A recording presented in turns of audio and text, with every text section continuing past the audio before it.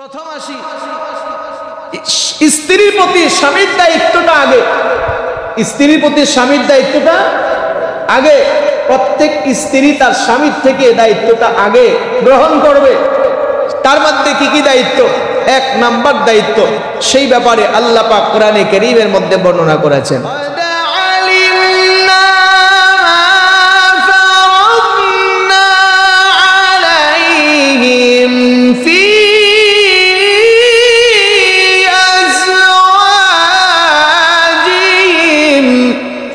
আল্লাহ পাক রব্বুল আলামিন বলেন, যখন তোমরা বিবাহ করবা, বিবাহ করার সময় তোমাদের স্ত্রীদেরকে তোমরা মোহর দিবা। আর এই মোহর নির্ধারণ করা আল্লাহ পাক প্রত্যেক স্বামীর উপরে ফরজ করে দিয়েছেন। স্ত্রীদেরকে মোহর দেওয়া। স্ত্রীদেরকে কি দেওয়া? জোরে বলো না, কি দেওয়া? মোহর নির্ধারণ করা, মোহর ধার্য করা। মোহর ধার্য হবে কিভাবে? মোহর ধার্য বিবাহের আগেই নির্ধারণ করতে হবে।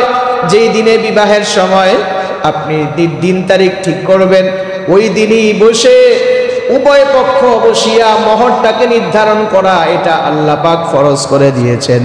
এই আল্লাহ পাকের বান্দা ভালো করে খেয়াল করেন, মোহর নির্ধারণ করার জন্য আল্লাহ হুকুম করেছেন। ওই মোহরটা কেউ ধরে 5 লাখ, কেউ ধরে 3 লাখ, কেউ ধরে 10 লাখ, কেউ 50 লাখ, কেউ 1 কোটি। ঠিক না হয়েছে? এরকম এভারেজ ধরার জন্য আল্লাহ তাআলা আমাদেরকে হুকুম করে নাই। শরীয়তের একটা স্কেল আছে। শরীয়তের কি আছে? মোহর আনলিমিটেড ধরার জন্য বলে না যে যত খুশি ধরো। শরীয়ত দিক থেকে মোহর নির্ধারণ করার স্কেল আছে। এই স্কেল অনুযায়ী আমাদেরকে মোহর নির্ধারণ করতে হবে। প্রথমত সবচেয়ে উচ্চাঙ্গে মোহর যেটা, এটাকে শরীয়তের ভাষায় বলা হয় মোহরে ফাতিমি। কি বলা হয়? জোরে বলো না, কি বলা হয়? মোহরে ফাতিমি। অর্থাৎ হযরত আয়েশা সিদ্দিকা এবং হযরত ফাতিমা রাদিয়াল্লাহু আনহা সহ আল্লাহর পয়গম্বর তার বিভিন্ন স্ত্রীদের ব্যাপারে তিনি যে মোহরটা নির্ধারণ করেছিলেন, এই মোহরটাকে মোহরে ফাতিমি বলা হয়। এটার পরিমাণ কত? এটার পরিমাণ ফুকাহায়ে কেরাম নির্ধারণ করেছেন 131 ভরি রূপা। 131 ভরি রূপা। যত হবে বাজার মূল্যে, ওই সম পরিমাণে আপনি চাইলে রূপাও দিতে পারেন, ওটার সম পরিমাণে টাকাও দিতে পারেন, ওটার সম পরিমাণে বিবাহের যে বাজার আছে ওগুলো আপনি করতে পারেন। এটাকে বলা হয় মোহরে ফাতিমি। এখন মোহরে ফাতিমি কত হবে? তাহলে আপনি 131কে বর্তমান রূপা বাজার যদি 1300 হয় বা 1400 হয় বা 1500 হয়, ওই 1500 দিয়া 131 ভরিকে আপনি পূরণ দিলে কত হবে? 1,96,500 টাকা। 1500 দিয়া 1,96,500 টাকা, অর্থাৎ ধরেন না 2 লক্ষ টাকা। কত টাকা? তো মোটামুটি 2 লক্ষ টাকা যদি নির্ধারণ করা হয় মোহরে ফাতিমি হিসাবে, হিসাব করে দিও পাই টু পাই না, একবারে আপনার 2 লক্ষ টাকা দিলাম এরকম না, পাই টু পাই হিসাব করে মোহরে ফাতিমি যত টাকা আসবে সেই পরিমাণে দেওয়াকে মোহরে ফাতিমি বলা হয়। এবারে 3 লাখ, 5 লাখ, 10 লাখ বলে দিলাম, মন গড়া কিন্তু শরীয়ত না। শরীয়তের নাম কি? মন গড়া নয়। শরীয়তের হুকুম আছে। হুকুম অনুযায়ী আমরা আমাদের বিবাহকে, কারণ বিবাহ করা তো আল্লাহর হুকুম, মোহর দেওয়াও আল্লাহ পাকের হুকুম, এই জন্য মোহরটাও শরীয়তের হুকুম অনুযায়ী হওয়া উচিত। ঠিক না ভাই? ঠিক। তো 1 নাম্বার হলো মোহরে ফাতিমি। দ্বিতীয় নাম্বার হলো মোহরে মেসেল। অর্থাৎ আপনার বোনের 2 সন্তান, মনে করেন আপনার 1 সন্তান আগে বিবাহ দিয়েছেন, ওই সন্তানটার কত মোহর ছিল, পরের সন্তানকে বিবাহ দিতে গিয়ে আগের সন্তানের সম পরিমাণে মোহর নির্ধারণ করাকে শরীয়তের ভাষায় মোহরে মেসেল বলা হয়। এইভাবেও আপনি আপনার সন্তান, আপনার বোন, আপনার আত্মীয় স্বজনের মোহর নির্ধারণ করতে পারেন। এটাকে মোহরে মেসেল বলা হয়। তৃতীয় নাম্বার বলা হয় আকাল্লে মোহর, যার নিচে কোনো মোহর হয় না। এটার সম পরিমাণ কত? 10 দিরহাম। হাদিসের ভাষায় ব্যাখ্যা ফুকাহায়ে কেরাম করেছেন 31 ভরি। কত ভরি? 31 ভরি রূপা বাজার মূল্যে যত এটাকে আকাল্লে মোহর বলা হয়, 10 দিরহাম বলা হয়। 10 দিরহামের পরিমাণ 31 ভরি রূপা, বাজার মূল্যে যত, সর্বনিম্ন মোহর এরকম নির্ধারণ করতে হবে। এর কম হইলে মোহর আদায় হবে না। আর মোহর আদায় না হলে বিবাহ হবে। বিবাহ হওয়ার জন্য সত্য মোহর নির্ধারণ করা, মোহর আদায় করা। তাহলে জানতে পারলাম মোহর মন গড়া হবে নাকি শরীয়তের স্কেল আছে? শরীয়তের স্কেল অনুযায়ী মোহর নির্ধারণ করা। যদি কোনো পক্ষ যদি না মানে, স্বাভাবিক 2 লক্ষ টাকা অনেক মেয়ের বাবা আত্মীয় স্বজন মানতে নাও পারে। এই জন্য আপনি কি করবেন? আরেকটা সূরত আছে, সেই সূরতটা হলো আপনি মোহরে ফাতিমি ধরার পরে এখন যদি সে 5 লাখ চায়, তখন বলবেন 3 লাখ, 2 লক্ষ টাকা হলো মোহরে ফাতিমি তার মোহর, আর 3 লক্ষ টাকা হলো তার জন্য হাদিয়া।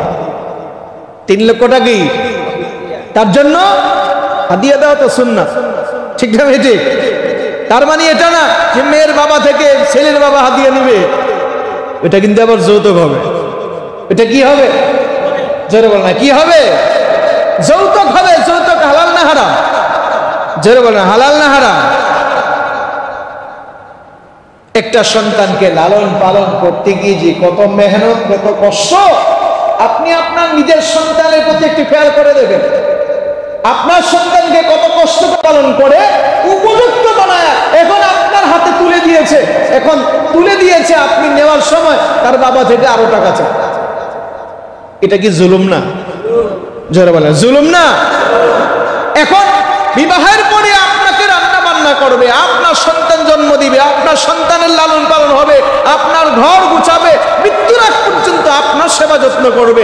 একটা মা বাবা আপনার প্রতি, আপনার সেবা যত্নের জন্য, আপনার সন্তান জন্ম দেওয়ার জন্য, আপনার ঘর গুছাইবার জন্য, আপনার তার মা বাবা 16 থেকে 20 বছর পর্যন্ত এত সেবা যত্ন দিয়ে উপযুক্ত বানায়, নিজের ঘরের জন্য কোনো কাজ না করা আপনার ঘরে দিয়েছে। আপনি এটা শুকরিয়া তার গ্রহণ না করে উল্টা আরো তার থেকে টাকা চান, এটা নিঃসন্দেহে একটা জুলুম, ঠিক না বেটি? এটা করা যাবে? আর যারা করবে, যারা যৌতুক চাবে, যৌতুকের কোথাও এরকম আলোচনা শুনবেন, সামাজিকভাবে তার জন্য ব্যবস্থা নিতে হবে, ঠিক না বেটি? যৌতুকের জন্য যে চাইবে এর সমাজ থেকে বের করে দিবে। যৌতুক চাওয়ার না ব্যক্তি সমাজে থাকতে পারবে না, আমাদের ঈদগাহে আসতে পারবে না, আমাদের মসজিদে আসতে পারবে না, কারণ জানো যে আমাদের মহল্লার মানুষ করবে না। এরকম ভাবে বয়কট করতে হবে, ঠিক না বেটি? তাহলে যৌতুক কি হালাল না হারাম? যে জায়গায় উল্টা মেয়েকে দিবে, ওই জায়গায় উল্টা আরো কি চায়? যৌতুক চায়। আল্লাহ তাআলা শুধু মোহরটাকে নির্ধারণ করতে বলে নাই, বরং মোহরকে আদায় করতে ফরজ করে দিয়েছেন। আল্লাহ তাআলা অন্য জায়গাতে আল্লাহ তাআলা কোরআনে কারীমের মধ্যে বলেন,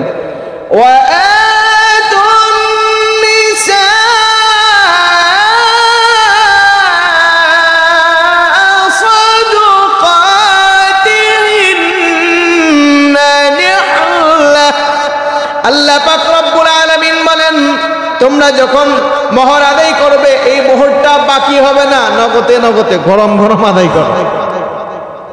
বাকি করা যাবে না, নগদ আদায় করো। দুনিয়ার সবকিছু নগদে হয়। বাকি ব্যবসা 1 সপ্তাহ, 2 সপ্তাহ, 1 মাস, তার বেশি গেলে দোকানদার কালারও ধরে, ঠিক না ঠিক? ব্যাংকে টাকা সময় মতো নির্ধারণ ভাবে না দিতে পারলে মামলা হয়ে যায়, বিভিন্ন হয়রানি হয়। 1 মাস, 2 মাস, 1 বছর আপনার পাওনাদার আপনার এই টাকা, আপনার এই ঘুরানোটা সহ্য করে না, অথচ আপনার স্ত্রীকে আপনি বাড়িতে আনার পরে একে দিয়া সব রকমের কাজকর্ম করাইবেন, আর তার মোহরটা, তার এই পাওনাটা আপনি বাকি রেখে দিবেন। এটা কখনো হইতে পারে না। আল্লাহ পাক এটার জন্য আবার আলাদা আল্লাহ হুকুম করে দিয়েছেন, এটা বাকি হবে না, নগদে বরং বাসর করে যাওয়ার আগে, স্ত্রীকে স্পর্শ করার আগে মোহর আদায় করে তারপরে স্পর্শ করো। কে বলেছেন? জোরে বলেন, কে বলেছেন? কিছু যুবক আছে, যুবকরা একটু চালাক, চিন্তা হলো মোহর নাই তো কি হয়েছে, বেডির পায়ে ধরে মাপসামু যে আমারে মাফ করো, তাইলেই শেষ হয়ে যাবে, সব শেষ, খালাস। বাসর রাতে যারা মোহরের মাপ তাদের সম্পর্ক, তাদের লেনদেনের বিষয়টা শেষ করতে চায়, এদের উপরে তো বিয়ে ফরজ হয় না। বিবাহ কি সবার উপরে ফরজ? সবার। বিয়ে কি সবার উপরে ফরজ? বিবাহ কার উপরে ফরজ, কার উপরে ওয়াজিব, কার উপরে সুন্নাত, কার উপরে মুবাহ, আবার কার উপরে হারাম। সবার উপরে বিয়ে ফরজ না। বিবাহ ফরজ তো ওই ব্যক্তির উপরে যার শারীরিক শক্তি সব দিক থেকে সুস্থ। দ্বিতীয় নাম্বার, তার স্ত্রী ভরণ পোষণ দিতে পারবে, অথবা সব দিক থেকে সে সুস্থ, নিজেও সুস্থ এবং নিজের স্ত্রীকেও ভরণ পোষণ দেওয়ার মতো, খাবার দেওয়ার মতো, থাকার জায়গার ব্যবস্থা করতে পারবে, এমন যার ক্ষমতা আছে তার উপরে বিয়ে ফরজ।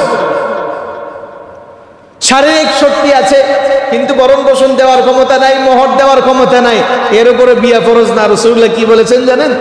ইয়া আইয়ুহাশ শাবাব মান ইসতাতাআ মিনকুমুল বা ফালইয়াতাযাওয়াজ ফাইন্নাহু আগাদ্দু মিনাল বাসার ওয়া আহফাযু মিনাল ফারজ ওয়া মান লাম ইসতাতি' ফাআলাইহি বিস-সাওম ফাইন্নাহু লাহু বিজা।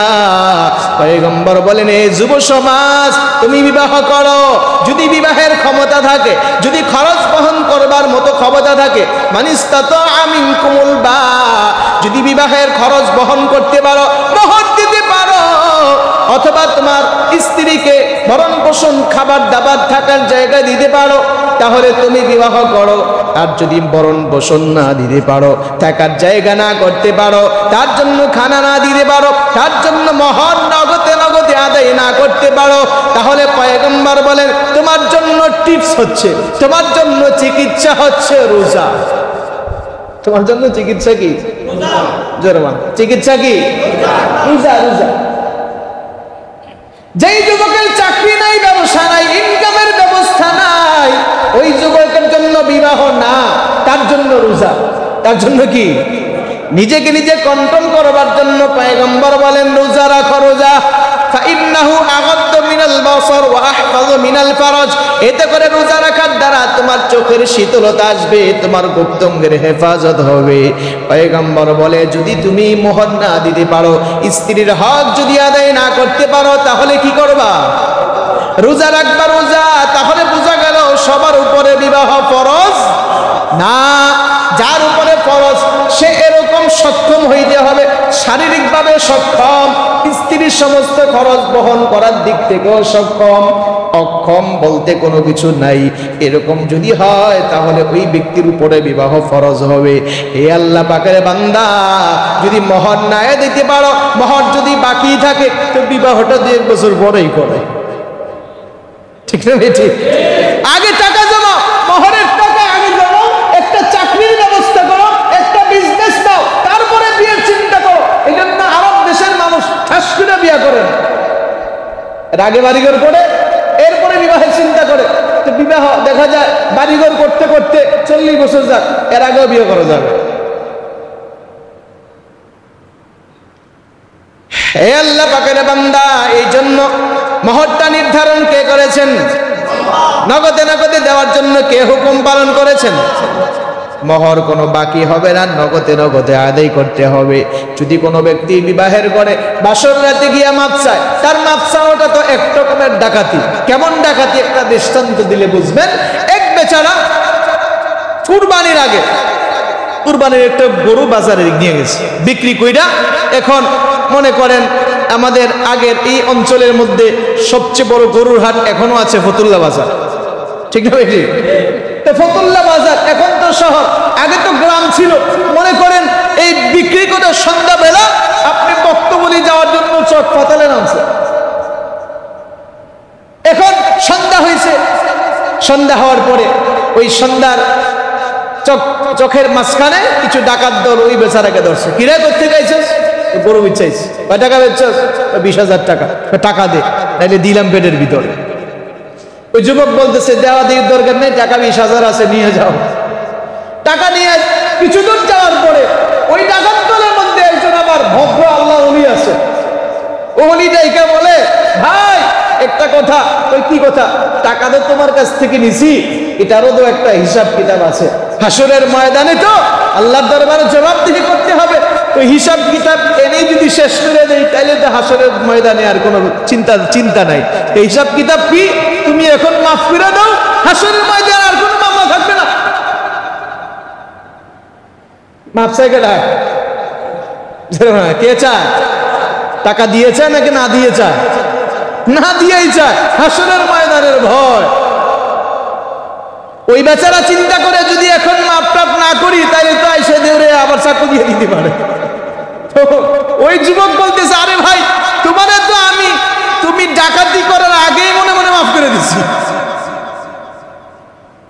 ওই ডাকাতের মাপ চাওয়ার যে পদ্ধতি, জোর করে মাপ চাওয়া, জোর করে মাপ নেওয়া, ঠিক যারা বিবাহের করে স্ত্রীকে পাওনা আদায় না করে স্বামী স্ত্রীর কাছে বলে যে আমার এই মোহরের টাকা কমাইতে হবে বা মাফ করতে হবে, তাহলে ওইটা হলো রাস্তার ডাকাত আর আপনি হলেন বাসর ঘরের ডাকাত। ঠিক না ভাই? ঠিক। ডাকাতি করা যাবে? আপনি তো সারা জীবন ডাকাতি করবেন, কারণ যে বিয়ের রাত্রি থেকেই স্ত্রীর সাথে ডাকাতি শুরু, আজীবন ডাকাতি করবেন। এজন্য আসুন স্ত্রীদেরকে, যারা বিশেষ করে যুবক ভাই আছেন, অঙ্গীকার করব যে মোহর কোনো বাকি হবে না, নগদ হবে। নগদ হইলে কি ফায়দা জানেন? যদি বাকি হয় তা আপনার স্ত্রী আপনাকে আজীবন জ্বালায়, কিছু হইলে টাকা দাও, আমার টাকা দাও। ঠিক না? ঠিক।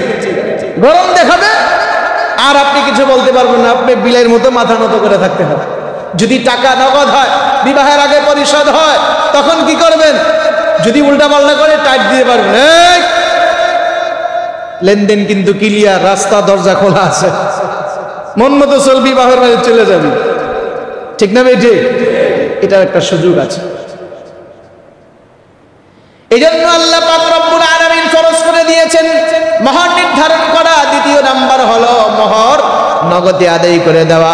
তৃতীয় নাম্বার পয়গম্বর বলেন যে তার জন্য সুন্দর একটা বাড়ির ব্যবস্থা করতে হবে, থাকার জায়গার ব্যবস্থা করতে হবে, যেই জায়গার মধ্যে সে থাকতে পারে। এটা তার জন্য আল্লাহ পাক রব্বুল আলামিন স্বামীর উপরে আল্লাহ ফরজ করে দিয়েছেন। চতুর্থ নাম্বার হলো তার জন্য খরচ বহন করা, মৃত্যুর আগ পর্যন্ত যত খরচ হবে তার জন্য বহন করা, খানার ব্যবস্থা করা, তার জন্য ঔষধের ব্যবস্থা করা, তার জন্য পোশাকাদির ব্যবস্থা করা। এটা চতুর্থ নাম্বার দায়িত্ব। আল্লাহ পাক রব্বুল আলামিন এই ব্যাপারে কোরআনে কারীমের মধ্যে বর্ণনা করে দিয়েছে, আর-রিজালু কাওয়ামুনা আলান নিসাই বিমা ফাদ্দালাল্লাহ। আল্লাহ পাক বলেন যে প্রত্যেকটা পুরুষ তার স্ত্রীর উপরে কর্তৃত্ব করবে, দায়িত্ব পালন করবে, তার জন্য খানার ব্যবস্থা করবে, খরচের ব্যবস্থা করবে, চিকিৎসার ব্যবস্থা করবে, পোশাকাদের ব্যবস্থা করবে। এটা আল্লাহ পাক চতুর্থ নাম্বার দায়িত্ব দিয়েছে। এরপরে পঞ্চম নাম্বার দায়িত্ব হলো স্ত্রীকে এমনভাবে পরিচালনা করা যাতে করে সে দিনের উপরে চলতে পারে, ফরজ নামাজগুলো আদায় করতে পারে, পর্দার ভিতরে থাকতে পারে, এমনভাবে তার জন্য ব্যবস্থা করা। এই ব্যবস্থাটাকে বলা হয় শরীয়তের দিক থেকে তালিম। আপনার স্ত্রীর জন্য আপনি শরীয়তের তালিমের ব্যবস্থা করেন। ঘরের ভিতরে আপনি ওয়াজ নসিহত শোনান, অথবা দুই একটা কিতাব আদি কিনে তার সামনে পড়েন বা তাকে হাদিয়া দেন। দৈনিক যদি এইভাবে আপনার স্ত্রীদেরকে, প্রত্যেক স্ত্রীদেরকে শরীয়তের হুকুমগুলো শিক্ষা দেওয়া হয়, আখিরাতের ভয়, মিজানের ভয়, ফুলসেরাতের চিন্তা, কবরের চিন্তা, এইগুলো যদি কারো সামনে উপস্থিত করে দেওয়া হয়, একটা স্ত্রীর ভিতরে যদি কবরের চিন্তা থাকে, কবরের বিষয়গুলো জানা থাকে, হাসর মিজানের কথা জানা থাকে, জান্নাত জাহান্নামের কথা জানা থাকে, এরপরে ঘর কিভাবে করতে হয়, স্বামীর সাথে কিভাবে আচরণ করতে হয়, 5 ওয়াক্ত নামাজ কিভাবে করতে হয়, পর্দা কিভাবে করতে হয়, পাক না পাকি কিভাবে জানতে হয়, করতে হয়, এগুলো যদি আপনি হাদিয়া হিসাবে তার উপর তো আপনি বই তুলে দেন, তালিমের ব্যবস্থা করেন, এগুলো জানতে জানতে দেখবেন সে আস্তে আস্তে একজন পরহেজগার মহিলা হয়ে যাবে। আর এটার ব্যবস্থা নেওয়া প্রত্যেকটা স্বামীর উপরে আল্লাহ পাক দায়িত্ব করে দিয়েছেন। তাহলে প্রত্যেকটা স্বামীর উপরে প্রথমত 5টা দায়িত্ব। কয়টা দায়িত্ব? স্ত্রীর হক হিসাবে 5টা দায়িত্ব স্বামীর উপরে পালন করা। 1 নাম্বার হলো মোহর নির্ধারণ করা, 2 নাম্বার হলো মোহর আদায় করা, 3 নাম্বার হলো তার জন্য কি করা, বাসস্থানের ব্যবস্থা করা। 4 নাম্বার তার আজীবন মৃত্যুর আগ পর্যন্ত সমস্ত খরচের ব্যবস্থা করা। 4 নাম্বার দ্বীনের উপরে চলবার জন্য, ইসলামের বিধিবিধান মানবার জন্য তার জন্য সেই ব্যবস্থাপনা নেওয়া, এটা প্রত্যেক স্বামীর উপরে দায়িত্ব। এই 5টা দায়িত্ব যদি পালন করে, তারপরে স্ত্রী তার কিছু দায়িত্ব সেগুলো পালন করবে, পরে নির্ভরশীল। ইমাম যদি নামাজ না হয়, মুসল্লিদের কারো নামাজ হবে না। আবার ইমামের নামাজ হয়ে গেলে সব মুসল্লিদের নামাজই হয়ে যাবে। এই জন্য ইমাম যেন সঠিক থাকে, ইমাম যেন ভালো থাকে, ইমাম যেন মুত্তাকি পরহেজগার থাকে, এটার জন্য মুসল্লিদের দোয়া করা। ইমাম ভালো হওয়ার জন্য মুসল্লিদের কি করা, এটা কে শিক্ষা দিয়েছেন? আমাদের নবীজি শিক্ষা দিয়েছেন। আল ইমামু দামিন আল্লাহুম্মা রশিদিল আইম্মাহ। আল্লাহ রাসূল বলেন যে প্রত্যেক ইমাম দায়িত্বশীল, তাদের কাছে গুরুত্বপূর্ণ দায়িত্ব আছে। এই দায়িত্ব হলো, সবচেয়ে বড় দায়িত্ব হলো নামাজ। সবচেয়ে বড় দায়িত্ব কি? তো ইমাম যদি দায়িত্ব পালন না করে, ইমামের যদি নামাজে অবহেলা আসে, ইমাম যদি নামাজে কেরাত না পড়ে, ইমামের নামাজে যদি ইখলাস না হয়, কুজু না হয়, তাহলে মুসল্লিদের কারো নামাজ সঠিকভাবে আদায় হবে না। এই জন্য রাসূলুল্লাহ শিক্ষা দিয়েছেন, ইমাম হচ্ছে দায়িত্বশীল, তোমরা ইমামের হেদায়েতের জন্য দোয়া করো। আল্লাহুম্মা আরশিদিল আইম্মাহ, হে আল্লাহ ইমামকে আপনি হেদায়েত দান করেন। ইমামকে কি দান করেন? জোরে বলে না। ইমামের জন্য হেদায়েতের দোয়ার দরকার আছে না নাই? বিভিন্ন জায়গাতে দেখা যায় ইমামতিও করে, আবার দেখা যায় বিভিন্ন অপকর্মের সাথে লিপ্ত আছে। এরকম বদনাম নিয়ে চাকরি বিচ্ছুত হয়, ঠিক না বেটি? তাহলে ইমাম হইলেই যে আল্লাহওয়ালা হবে, মুত্তাকি হবে, পরহেজগার হবে, আল্লাহর ওলি হবে, বিষয়টা এরকম না। কারণ সেও মানুষ, তার ভিতরেও মানুষ্যত্বর দুর্বলতা থাকতে পারে, আসতে পারে। এই জন্য মুসল্লিদের দায়িত্ব হলো ইমামের জন্য সর্বদাই দোয়া করা। আল্লাহ ইমামের পিছনে ইক্তেদা করতেছি, ইমাম যেন হেদায়েতওয়ালা হয়, তাহলে আমাদেরও হেদায়েতওয়ালা আমরা হয়ে যাব। এটা হলো মুসল্লিদের দায়িত্ব, ইমামের জন্য দোয়া করা। যদি ইমামের কোনো ভুল ত্রুটি পড়ে, তাহলে গালি না দিয়ে, সমালোচনা না করে দোয়া করেন, আল্লাহ আমগো হুজুরদারে ভালো করে দেন, আমগো হুজুরদারে কি করে দেন? ভালো করে দেন, হেদায়েত নসিব করেন। কারণ তার পিছনে আমরা ইক্তেদা করি। ইমাম যেন অন্যায়, অশ্লীল, বেহায়াপনা, হারাম কাজে লিপ্ত না হয়। এই জন্য ইমাম নির্বাচনের আগে একটা বিষয় খেয়াল রাখতে হয়, পরহেজগার, আল্লাহ ভীরু, আল্লাহর ওলি ইমাম। ফাসিক যেন না হয়, গুনাহগার যেন না হয়, এদিকে খেয়াল করে নির্বাচন করতে হয়। তা আপনাদের মুসল্লিদের দায়িত্ব কি? ইমামের প্রতি কি দোয়া করব? জোরে বলো না, কি দোয়া করব? হেদায়েতের দোয়া। এরপরে হলো ইমাম সাহেবের দায়িত্ব কি?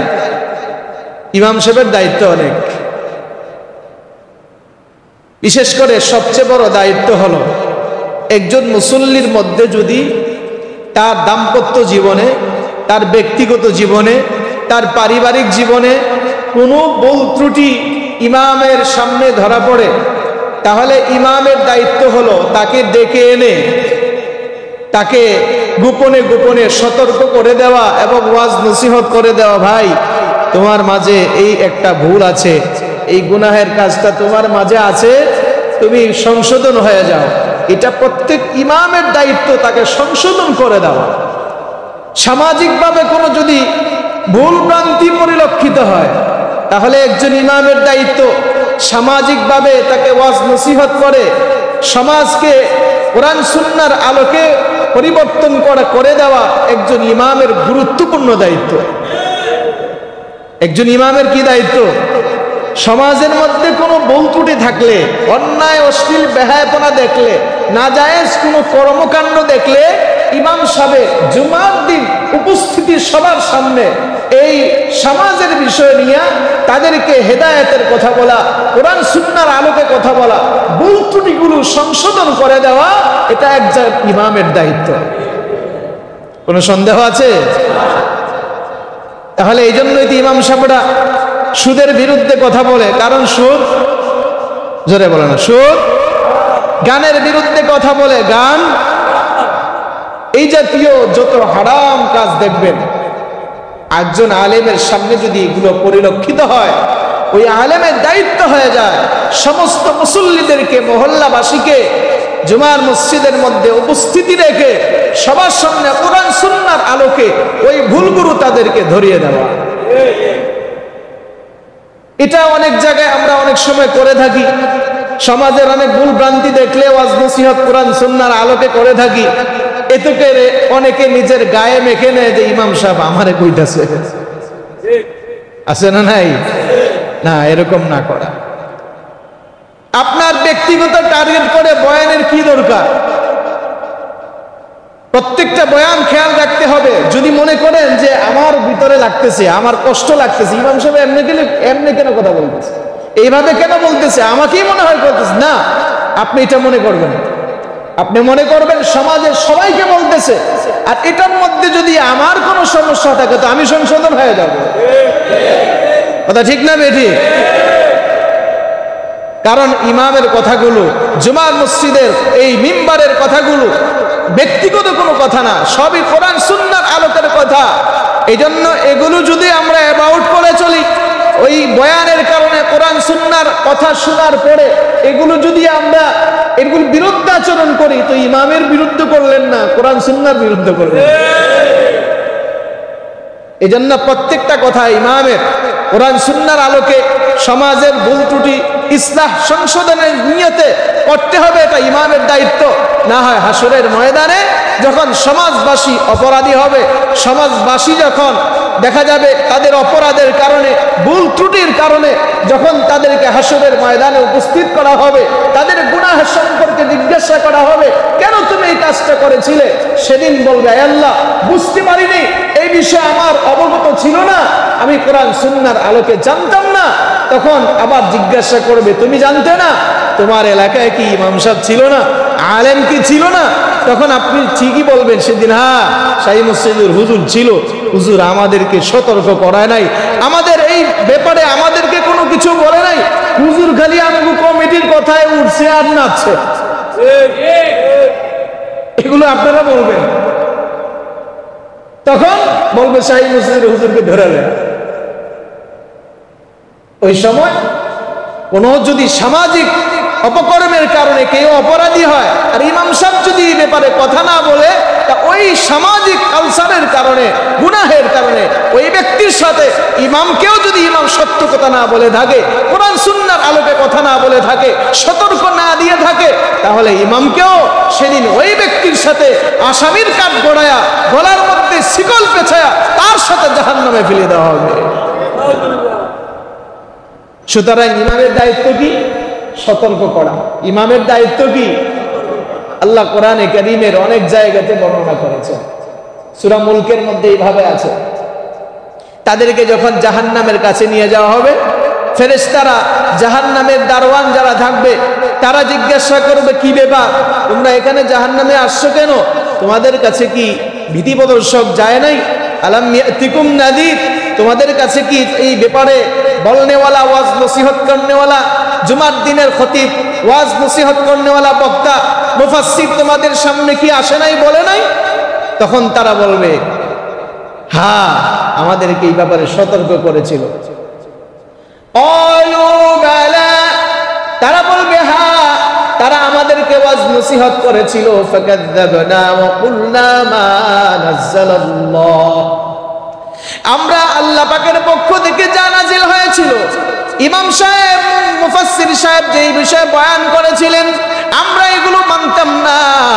বরং ইমাম সাহেব যখন এগুলো বয়ান করত, তখন ইমাম সাহেবের বিরুদ্ধে আচরণ করতাম। এই বিরুদ্ধ আচরণ করার কারণে সংশোধন হইতে পারি নাই, এই জন্য আজকে আসামি হইয়া আজকে কবরের মধ্যে চলে গেছে 40,000 বছর। এমনি ভাবে হাসরের ময়দানে 50,000 বছর। এখন আমাদেরকে জাহান্নামের ফয়সালা করা হয়েছে, জাহান্নামে চলে যেতে হবে। আমরা কোরআন সুন্নাহ আলোকে মানি নাই বিদায় আজকে আমাদের কঠিন অবস্থা। ও আল্লাহ পাকের বান্দা, এই জন্য কোনো ব্যক্তি যদি ব্যক্তিগত কোনো অপরাধের মধ্যে শামিল হয়, সামাজিকভাবে কোনো অপরাধের মধ্যে লিপ্ত হয়, তাহলে আলেমের দায়িত্ব হয়ে যায় ওই এলাকার মানুষদেরকে কোরআন সুন্নাহ আলোকে কোরআনের যে পথে চললে জান্নাতে যাওয়া যাবে ওই পথ মানুষদেরকে দেখায় দেওয়া, এটা ওনার দায়িত্ব আছে। ইমামের দায়িত্ব, খতিবের দায়িত্ব আছে। এই দায়িত্ব নিয়া উলামায়ে কেরাম সত্যের কথাগুলো বলে, আর এগুলো যারা মানবে তাদের আরেকটা দায়িত্ব হলো, 1 নাম্বার দায়িত্ব হলো ইমামের বয়ান, ইমামের জন্য দোয়া করা। 2 নাম্বার দায়িত্ব হলো ইমাম সাহেব যখন কোরআন সুন্নাহ আলোকে কথা বলবে এগুলো যথাযথ মেনে নেওয়া, এটা মুসল্লিদের দায়িত্ব হয়ে যায়। 1 নাম্বার দায়িত্ব হলো দোয়া করা, মুসল্লিদের জন্য দোয়া করা। 2 নাম্বার দায়িত্ব হলো যখন কোনো কোরআন সুন্নাহর পক্ষে আমাদের ব্যাপারে কথা বলবে এগুলো কোরআন সুন্নাহ হইলে মেনে নেওয়া, কোনো যুক্তি না কাটানো, কোনো দল তৈরি না করা, কোনো সমালোচনা না করা। কারণ এগুলো যদি আপনি বয়ান শোনার পরে, কোরআন সুন্নাহর কথাগুলো শোনার পরে বিরুদ্ধ আচরণ করি, তা আপনি ইমামের বিরুদ্ধে করলেন না, স্বয়ং আল্লাহ এবং আল্লাহ রাসূলের বিরুদ্ধে আচরণ করলেন। অথচ আল্লাহ পাক রব্বুল আলামিন কোরআনে কারীমের মধ্যে বর্ণনা করেছেন, ইয়া আইয়ুহাল্লাযীনা আমানু আতিউল্লাহ ওয়া আতিউর রাসূল, হে ঈমানদারেরা তোমরা আল্লাহকে অনুসরণ করো এবং নবীকে অনুসরণ করো।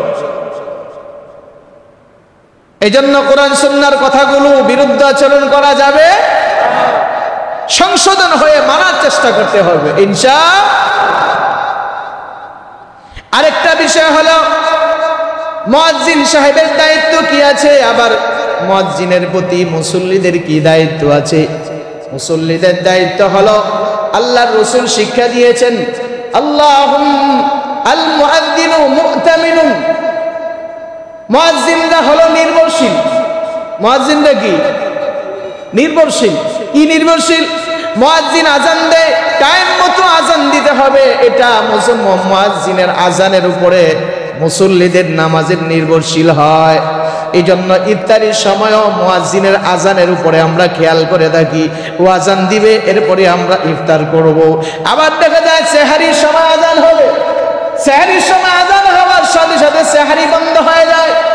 তাহলে মুয়াজ্জিনের আজানের নির্ভরশীল কাদের? মুসল্লিদের। এই জন্য মুসল্লিদের নির্ভরশীল যেহেতু, মুসল্লিদের জন্য আরেকটা বিষয় খেয়াল রাখতে হবে, মুয়াজ্জিন যখন আজান দিবে টাইম মতো আজান দিতে হবে, যাতে করে কোনো টাইমের মধ্যে, টাইমের আগেও আজান না হয়, টাইমের পরেও না জানা হয়ে যায়। এরপরে আজান যখন দিবে মুয়াজ্জিন সাহেব, আজান দেওয়ার সময় ইখলাস নিয়ে আজান দিতে হবে, যে আজান সুললিত কণ্ঠে দিলাম, মানুষ পাগল হয়ে যাবে, আমাকে দেখার জন্য আসবে, মুসল্লিরা নামাজ পড়তে আসবে, এই নিয়তে না করা, বরং নিয়ত করা আল্লাহ সন্তুষ্টির জন্য আজান দিতেছি, এই আজান শুনিয়া মানুষ নামাজের দিকে আসবে, আল্লাহ পাকের হুকুম পালন করবে।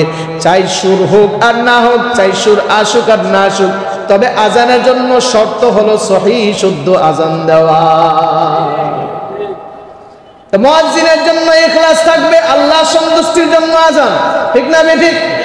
সুর হইলে আলহামদুলিল্লাহ, না হইলে অসুবিধা নেই, না হইলে অসুবিধা নেই, সুর হইলে ভালো, কিন্তু আজান দেওয়ার সময় আল্লাহ সন্তুষ্টির জন্য আজান দেওয়া।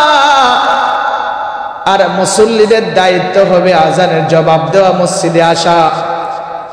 যেহেতু ইমাম মুয়াজ্জিন সাহেবের আজানের উপরে মুসল্লিদের নির্ভরশীল, এই জন্য মুয়াজ্জিন যেহেতু মানুষ, তার ভিতরে দুর্বলতা এসে যাইতে পারে, সেও ভুলভ্রান্তির মধ্যে পড়ে যাইতে পারে, ঘুমায় গেছে, হঠাৎ করে চোখ মেলে দেখে 5টা বেজে গেছে, আসলে 4টা বাজে, আসলে কয়টা বাজে?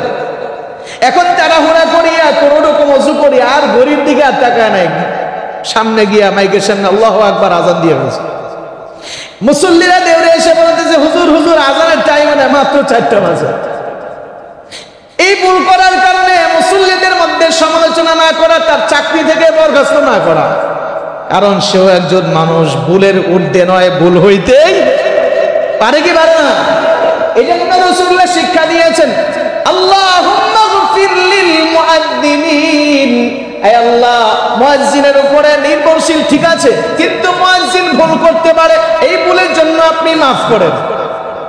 এই ভুলের জন্য কি করেন? মুয়াজ্জিনের ভুলের জন্য মাফ চাইতে হবে মুসল্লিদের কার কাছে? যারা বলে না কার কাছে? মুয়াজ্জিন ভুল করছে, মাফ চাইবে কারা? মাফ চাইবে কারা? গালি দিবে?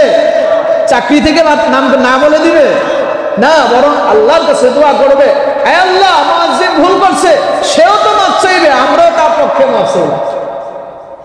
এটা হলো দায়িত্ব। তাহলে আমরা জানতে পারলাম একজন ইমামের দায়িত্ব কি, আর একজন মুয়াজ্জিনের দায়িত্ব কি, আর মুসল্লিদের কি দায়িত্ব আমরা জানতে পারলাম, ঠিক না বেটি? আরেকটা বিষয় জানা জরুরি, সেটা হলো সরকারের প্রতি জনগণের কি দায়িত্ব, আবার জনগণের সরকারের প্রতি কি দায়িত্ব।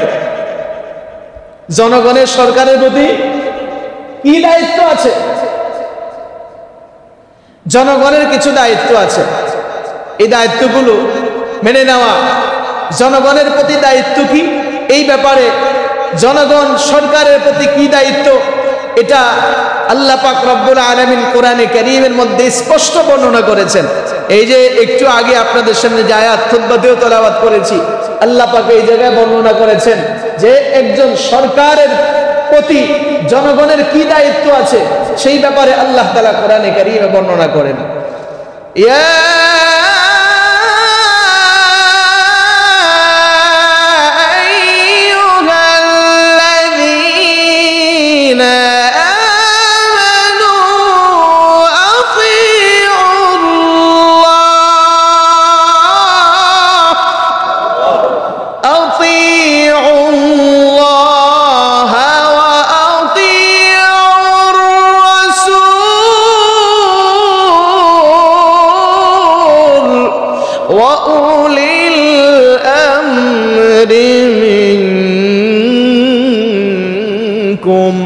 আল্লাহ পাক রব্বুল আলামিন বলেন, ইয়া আইয়ুহাল্লাযীনা আমানু আতিউল্লাহ, হে মুমিন বান্দারা তোমরা আল্লাহকে অনুসরণ করো, আল্লাহ পাকের হুকুম অনুযায়ী চলো।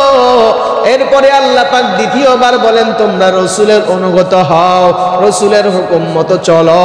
এরপরে তৃতীয়বার আল্লাহ বলেন, তৃতীয় নাম্বার দায়িত্ব হলো তোমাদের মাঝে যারা দেখা যাবে হুকুম আহকাম পালন করে, তোমাদের মধ্যে যারা জনগণের সরকার হয়, তাদের হুকুম পালন করো। আল্লাহ পাক রব্বুল আলামিন উলুল আমরি মিনকুম, এই কথা দ্বারা আল্লাহ পাক রব্বুল আলামিন দুই দিকে ইঙ্গিত করেছেন। এক নাম্বার হলো সরকারের প্রতি ইঙ্গিত করেছেন, দ্বিতীয় নাম্বার হলো মুস্তাহিদ ইমামের প্রতি ইঙ্গিত করেছেন। আমরা আগে মুস্তাহিদ ইমামের প্রতি খেয়াল করি। আল্লাহ পাক বলে, ইয়া আইয়ুহাল্লাযীনা আমানু আতিউল্লাহ, আল্লাহ পাকের অনুসরণ করো, আল্লাহ পাকের হুকুম পালন করো। এরপরে আতিউর রাসূল দ্বারা বলেছেন নবীজির হুকুম অনুযায়ী চলো, আল্লাহ পাকের হুকুম অনুযায়ী চলো, নবীর হুকুম অনুযায়ী চলো। তাহলে আমাদের জন্য দুইটা গাইডলাইন, এক নাম্বার হলো আল্লাহ পাকের হুকুম, আর একটা হলো নবীজির হুকুম। কয়টা গাইডলাইন? জোরে বলে না কয়টা? এই ব্যাপারে রাসূল করিম সাল্লাল্লাহু আলাইহি ওয়াসাল্লাম হাদিসের মধ্যে বর্ণনা করেছেন, তারাকতু ফীকুম আমরাইন লান তাদিল্লু মা তামাসসাকতুম বিহিমা কিতাবাল্লাহি ওয়া সুন্নাত রাসূলি। পয়গম্বর বলেন, আমি তোমাদের মাঝে দুইটা জিনিস রেখে গেলাম। এক নাম্বার হলো আল্লাহ পাকের কিতাব, দ্বিতীয় নাম্বার হলো রাসূলের সুন্নাত। রাসূল বলেন, আমি তোমাদের মাঝে দুইটা জিনিস রেখে গেলাম। এক নাম্বার হলো আল্লাহ পাকের কিতাব, দ্বিতীয় নাম্বার হলো রাসূলের সুন্নাত। এই দুইটা যদি কোনো ব্যক্তি গাইডলাইন ভালো করে ধরে রাখতে পারে, আল্লাহর রাসূল বলে সে কখনো গোমরাহ হবে না।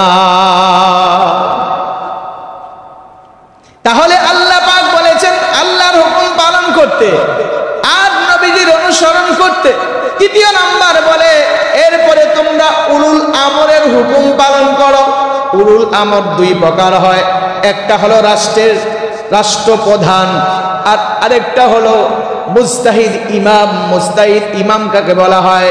মনে করেন যে বিষয়টা কোরআন সুন্নাহর মধ্যে আপনি পাচ্ছেন না, কোরআন সুন্নাহ আছে কিন্তু স্পষ্ট না, অস্পষ্ট, আপনি বুঝতেছেন না। কোরআনেও নাই স্পষ্ট, হাদিসেও নাই স্পষ্ট, আছে ইশারা ইঙ্গিত, অস্পষ্ট, আপনি বুঝতেছেন না। এই জন্য আপনার জন্য করণীয় কি? আপনি নিজে না বুঝলে আপনার উপরে আরো বুঝবান যারা আছে তাদের অনুসরণ করা, যে আমি এটা ইশারা ইঙ্গিত বুঝতেছি না, এটার ফয়সালা কি হবে, এই ইশারা ইঙ্গিতের ব্যাখ্যা যারা করে দিতে পারে তাদেরকে বলা হয় মুস্তাহিদ ইমাম। তাদেরকে কি বলা হয়? মুস্তাহিদ ইমাম। অর্থাৎ কোরআন সুন্নাহর অস্পষ্ট বিষয় অথবা যুগ উপযোগী বিষয় যেগুলো কোরআন সুন্নাহ স্পষ্ট নেই, এগুলোর বিষয়ে সমাধান যারা দিতে পারে তাদেরকে মুস্তাহিদ ইমাম বলা হয়। এই মুস্তাহিদ ইমামের মধ্যে সর্বশ্রেষ্ঠ চারজন ইমাম আছে। এই চারজন ইমামের একজনের নাম ইমাম হাম্বল, ইমাম শাফিঈ, ইমাম মালিক, ইমাম আবু হানিফা। এই চারজনকে বলা হয় মুস্তাহিদ ইমাম। এই চারজনকে কি বলা হয়? মুস্তাহিদ ইমাম। যারা মনে করেন ব্যাখ্যা করতে পারে, যারা সাধনা করে কোরআন সুন্নাহর আলোকে যুগ উপযোগী সমাধান দিতে পারে, এদেরকে মুস্তাহিদ ইমাম বলা হয়। বর্তমান ভাষায় গ্র্যান্ড মুফতি বলা হয়। কোন মুফতি বলা হয়? গ্র্যান্ড মুফতি। বাংলাদেশের শুধু নয় বরং এশিয়া মহাদেশের মধ্যে আমাদের বাংলাদেশের গৌরব একজন আছে বর্তমানে বাইতুল মুকাররমের খতিব হযরতুল আল্লামা মুফতি আব্দুল মালিক দামাত বারাকাতুহু। আলহামদুলিল্লাহ পড়ুন। শুধু বাংলাদেশেরই গৌরব না, এশিয়া মহাদেশের গৌরব। এই জাতীয় বড় বড় উলামায়ে কেরামকে গ্র্যান্ড মুফতি বলা হয়, আর আরবিতে বলা হয় মুস্তাহিদ ইমাম। এখন মুস্তাহিদ উলুল আলমের দ্বারা আল্লাহ পাক মুস্তাহিদ ইমামের প্রতি ইঙ্গিত করেছেন যে কোরআন সুন্নাহ তোমরা যেটা পাবে না, তোমরা কোরআন সুন্নাহ স্পষ্ট যেটা বুঝবে না, তখন কি করবা? যারা গ্র্যান্ড মুফতি আছে, যারা তোমাদের মধ্যে মুস্তাহিদ ইমাম আছে, তাদের অনুসরণ করো, তাদের থেকে ফতোয়া নাও, তাদের থেকে মাসআলা শিখে এরপরে আমল করো। এটা হলো তৃতীয় নাম্বার হুকুম। কার হুকুম? জোরে বলে না, কার হুকুম? আল্লাহর হুকুম। তাহলে উলুল আমর দ্বারা দুই ব্যাখ্যা, একটা হলো মুস্তাহিদ ইমাম, আরেকটা হলো সরকার প্রধান। আরেকটা কি? সরকার প্রধান। যেই রাষ্ট্রের সরকার আছে ওই রাষ্ট্রের সরকার প্রধানের সরকারিভাবে যে আইনগুলো আছে, এই আইনগুলো যদি আল্লাহ এবং আল্লাহ রসুলের, ভালো করে খেয়াল করেন, আল্লাহ এবং আল্লাহ রসুলের কোরআন সুন্নাহ, এক কথায় কোরআন সুন্নাহর সংঘর্ষ না হবে, ওইটা যদি সরকার আইন করে, ওই আইনটা জনগণের জন্য দায়িত্ব, যে ওই দায়িত্ব পালন করা জনগণের জন্য ফরজ করে দিয়েছেন আল্লাহ। এটাও ইবাদত। ভালো করে খেয়াল করেন, যে বিষয়টা কোরআন সুন্নাহর সংঘর্ষ হবে না, সরকারি আইন, সরকারি যে আইন কোরআন সুন্নাহর সংঘর্ষ হবে না, এমন আইন যদি সরকার করে থাকে, সরকারি আইনকে মানা এটা জনগণের উপরে আল্লাহ ফরজ করে দিয়েছে। সুবহানাল্লাহ পড়বেন না? তাহলে সরকারি আইন কোরআন সুন্নাহর আলোকে হইলে এটা কি বলা হয়? আমাদের জন্য দায়িত্ব পালন করা কি ফরজ হয়ে যায়।